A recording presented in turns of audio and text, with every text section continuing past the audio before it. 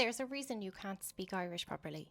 When the Irish Free State was founded in 1922, almost everything, legal, administrative, educational structures, were all lifted directly from the British colonial apparatus. The Free State took over the colonial education system without ever dismantling the hidden control logic. After the rebellions in 1798 and 1803, the British realised that open brute force alone was not enough to control Ireland. They needed soft power systems, education, religion and law. So in 1831, they created the national school system as a way to pacify and civilise the Irish population. The model is provide basic literacy coupled with heavy religious indoctrination and passive obedience training. Teach children enough to be able to read contracts, but not enough to question them. Use religion, Catholic for Irish, Anglicism for others, to reinforce mental obedience, a fear of authority. All schools in Ireland teach the same materials, and they were designed and inspected by a London-based commission. They do not teach critical thinking skills. It is about memorization, rote recitation, not discussion or debate. No creative problem-solving skills.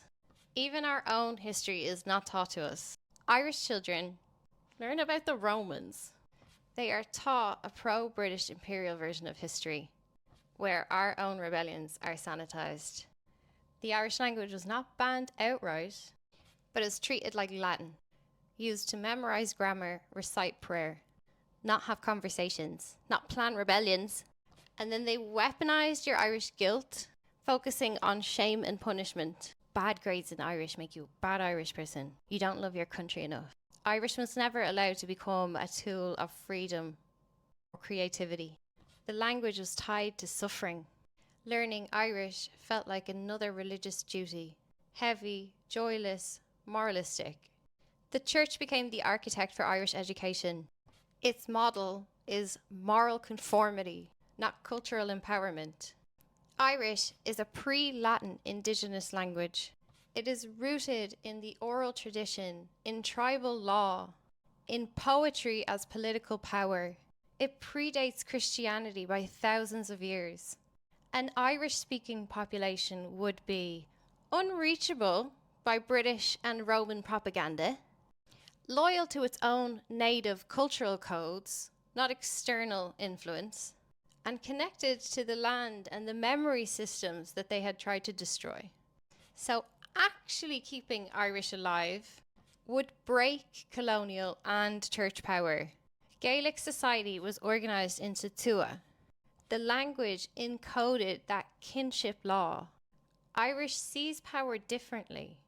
They don't follow rigid hierarchy. Latin and English are structured, centralised hierarchy, imperial law. Irish is decentralised.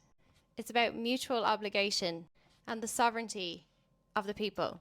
The post-independence education system was not built to revive Irish in any real way. It was built to control the resurgence of a dangerous indigenous code. Irish is still taught as dead grammar, turning a living language into a sterile academic exercise. The focus on rote memorization removes creativity, removes organic language evolution, natural speech, community. By reading things like Peg, Irish children associate the Irish language with suffering and misery and backwardness, and harsh punishment for mistakes instills shame and fear. The Leaving Cert exams, focusing on the written word, don't just discourage speaking, they actively kill your conversational fluency. And education being controlled by the Catholic Church meant you had priest teachers enforcing their authority. That connects the Irish learning to moral judgment and institutional obedience and Catholic guilt.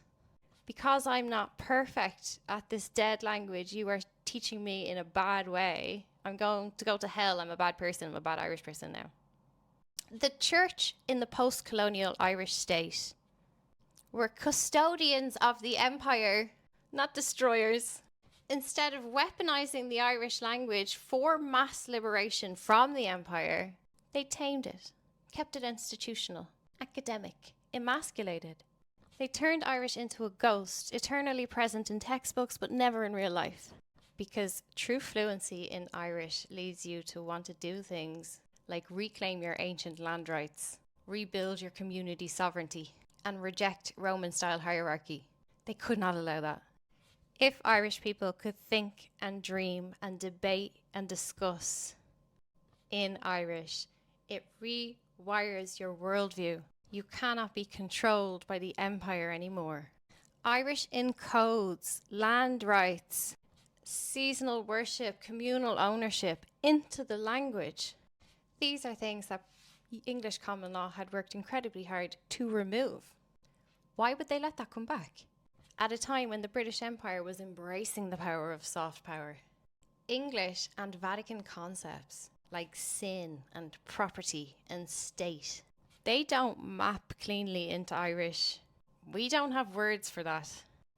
Irish is literally a language of the oral tradition, and yet never is it spoken in schools. What's that about? Without the oral tradition attached to Irish, you miss out on the poetry and the satire and the depth and the collective memory and the tradition. If we had have rebuilt Irish fluency for real, not just put a green flag on top of a British structure, Ireland would have rebuilt its own world. True Irish fluency would have finished the revolution. That's why it was never allowed. Not because teachers are bad or lazy, but because power, the church, the state, the remnants of the British Empire, they know deep down that if you give people back their real language, their real selves would not fit under colonial control.